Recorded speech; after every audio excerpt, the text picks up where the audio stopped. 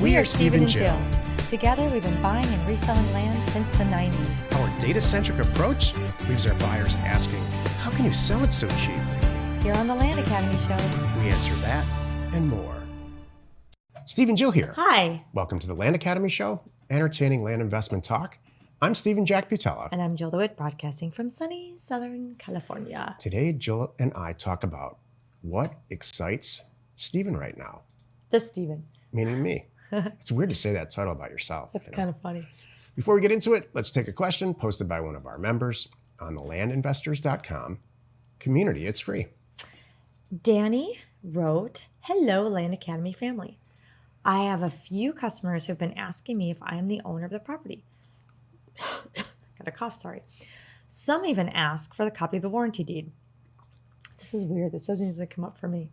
What do you usually say when your customers, what do you usually say to your customers when you don't own it yet? Because it's an option deal. Is there a risk of telling them the truth? Not at all. There's never a risk of telling the truth. In fact, that's what my advice would be. No, tell them the truth. I would say, again, this comes back to equitable title, which we talked about, I think, two shows ago.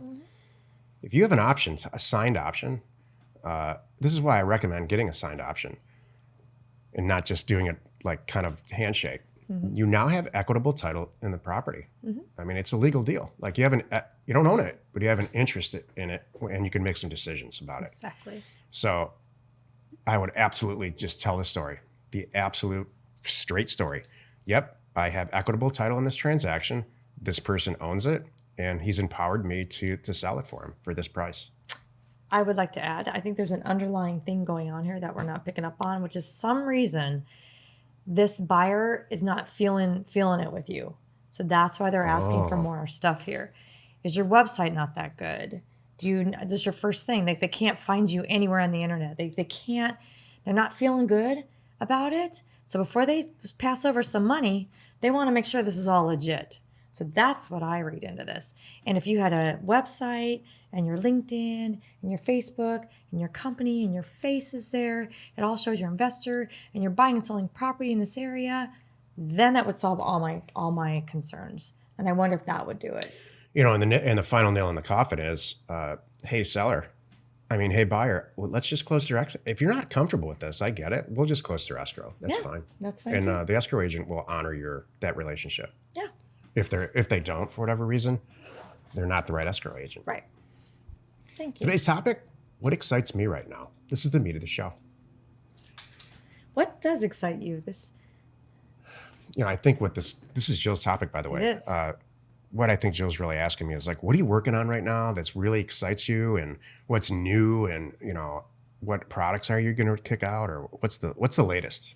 What gets you out of bed in the morning, Steven? That's it.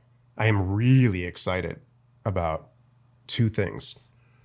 The new features that we will be releasing on parcelfact.com and tax lien foreclosures. And I'll tell you why, because Land Academy itself is going great. We finally, since 2015, we have about the right number of members. We have an advanced group, which I think is just killing it. And I'm proud to be a member of our advanced group. I think it's about 15 people. We're doing deals with them, specifically with 2 members. I'm doing transactions, very profitable. We're buying and selling real estate effectively, although we could improve.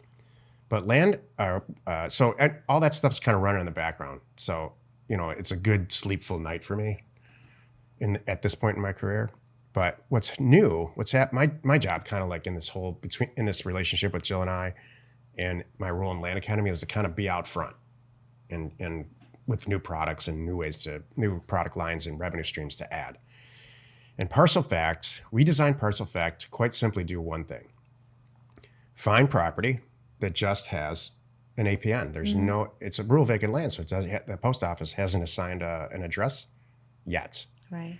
And more than half the 150 million properties in the country don't have an address. Right. And forever, it was nearly impossible to locate these properties, let alone the boundaries of the properties, let alone who owns them in the same spot and all that. Well, right. The parcelfact.com now, as it exists, does all those things. What we're doing now is throwing more APIs at it so that you can actually get the person's phone number. You can get their email address in a lot of cases. It's going to be cool. And we're finding that Parcel Fact itself and the sorting functions that we're adding really appeals to a lot of different people, not just in land investing Right. and not just in real estate.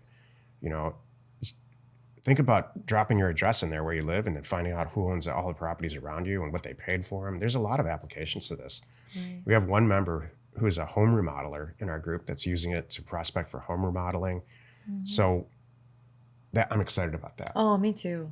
I gotta add on that. I think that there's a use for it for anybody, and I know that's coming too. I won't release that or leak that, but there will be a whole separate product that's for the planet, you know, and not just investors Yes. like us. Yes, There's a use exactly. for everyone to know who's where. I mean, this is like, You can find anyone. yeah, You know, you can type in their name, and if they own real estate, they're going to pop up, exactly. and then know pretty much everything about them. Right. And so, and this is all It's out legal and available. It's just, you know, putting a database all in one spot. Right. Data on one spot. Wasn't our team just talking about this the other day? They were talking about like the amount of data like Facebook has on us, the number Yeah. of like hundreds of facts about each and every one of us. If you don't think that they know it, you're mistaken. They do. It's shocking what's out Right. there. And I'm over it. I'm like, you know what? Just get over it. So we even have with our advanced group, we have a thing called WhatsApp that we communicate with right now. We're all just checking in with each other. And so, you know, for a while, I'm like, do I want to have everybody have that much accessibility to me? But you know what? I'm over it. And they should. And it's okay. And it's the right I mean, people. they can look up your phone number anyway. I know. It's staggering. I actually got a text this morning. Not kidding. A text that said, "Is this Jill DeWitt?" And you better believe I did not reply to it. Wow. Right? Who would say You know, that? somebody sent me a Who text would too. say that? Are you serious? Yeah. Oh, I did too. that's funny. I'm like, not going to reply. If you want to reach me, you should say, "Hi, Jill. This is XYZ. We met at so-and-so's house the other night. Yeah. And you said you could help me with, you know, whatever." So I have a peeve about people leaving a message, even if I don't care if they work for I us hate that. and they just say, "Hey, Steve, give me a call." yeah, I'm never calling anyone Yeah, back, that's ever. that's the Never gonna best. respond to that That's true. ever. That's one of your pet peeves. I love it. 'Cause they Tell me should do why it- you're calling. They should do what you said. I Hey, do. Steve, give me a call. I've got this thing. I would love Need to your pick advice. your brain for 2 minutes. Love your advice on it, or I'm stuck on this thing, or whatever. Just tell me what it's all about. Yeah. Hey, give me a call when you can. Nope, I think not that's happening. That's a manipulative.